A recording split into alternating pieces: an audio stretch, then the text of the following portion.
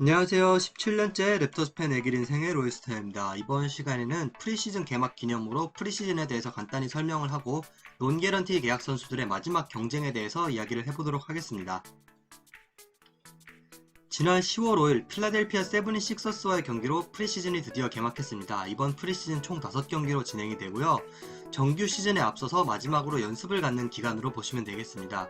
하지만 넌개런티 선수들에게 있어서는 마지막 테스트의 과정이라고 생각될 수 있는데요. 이를 통해서 방출이냐 NBA 잔류냐가 갈리기 때문에 이 선수들은 정말 프리시즌임에도 죽기 살기로 임할 것으로 보입니다.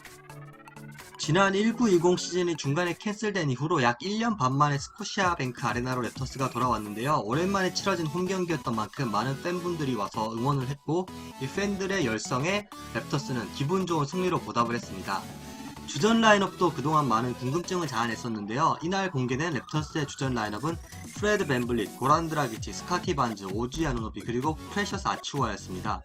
그리고 벤치 멤버들은 이제 델라노 벤튼, 스비 미하일룩, 저스틴 샴페니, 말라카이 플린, 유타 와타나베 등을 기용을 했는데요.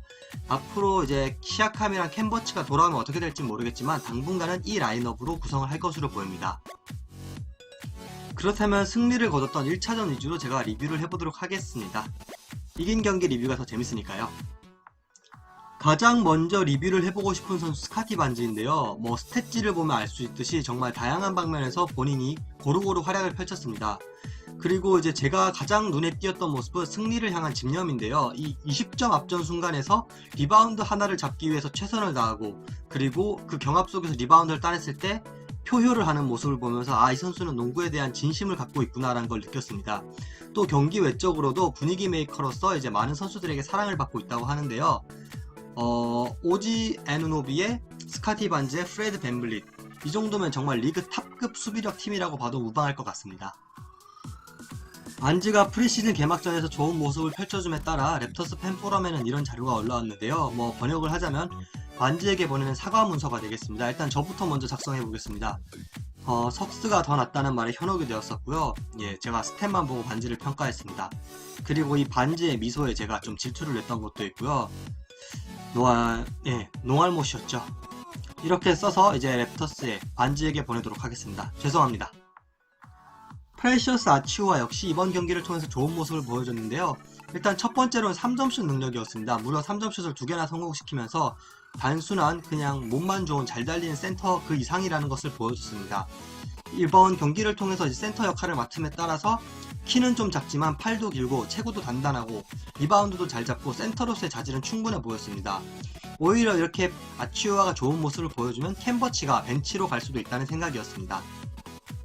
시즌 때도 이렇게 아치우아가 좋은 모습을 보여준다면 랩터스가 그렇게 센터 영입에 목을 매지는 않아도 될 것 같습니다.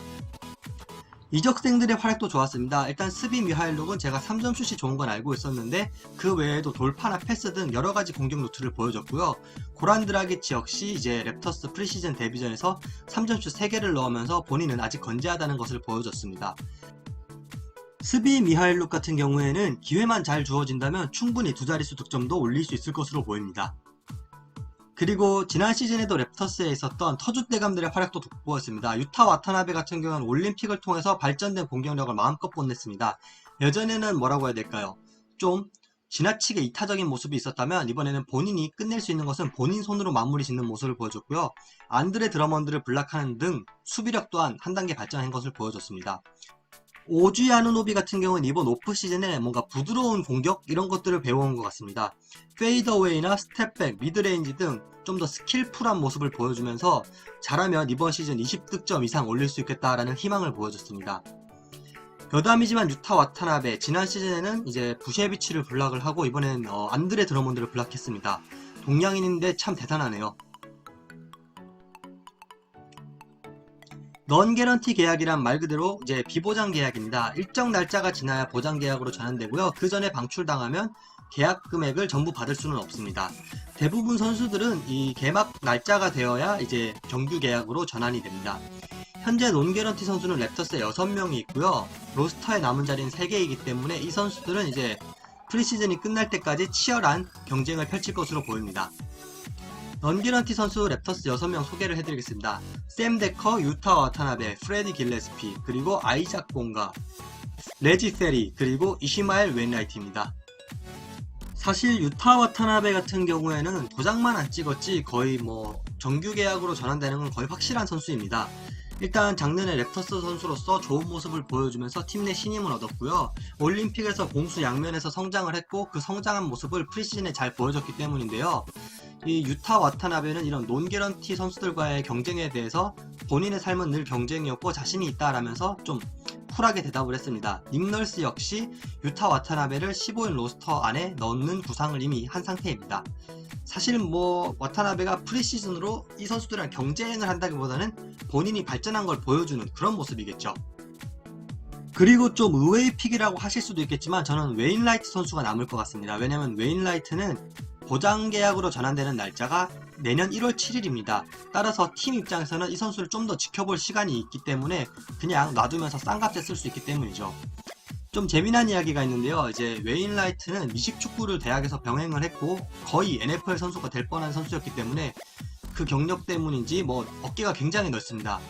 이걸 보면서 이제 랩터스에 올해 새롭게 합류한 알빈 윌리엄스 중계진이 이제 이스마일 웨인라이트 어깨에 대해서 막 이야기를 하면서 이슈 형님이 뭐 농구를 하면 농구를 하고 이제 아니면 미식축구를 하면 미식축구를 해야죠, 이런 식으로 그 어깨에 되게 감탄하는 이야기를 많이 했습니다.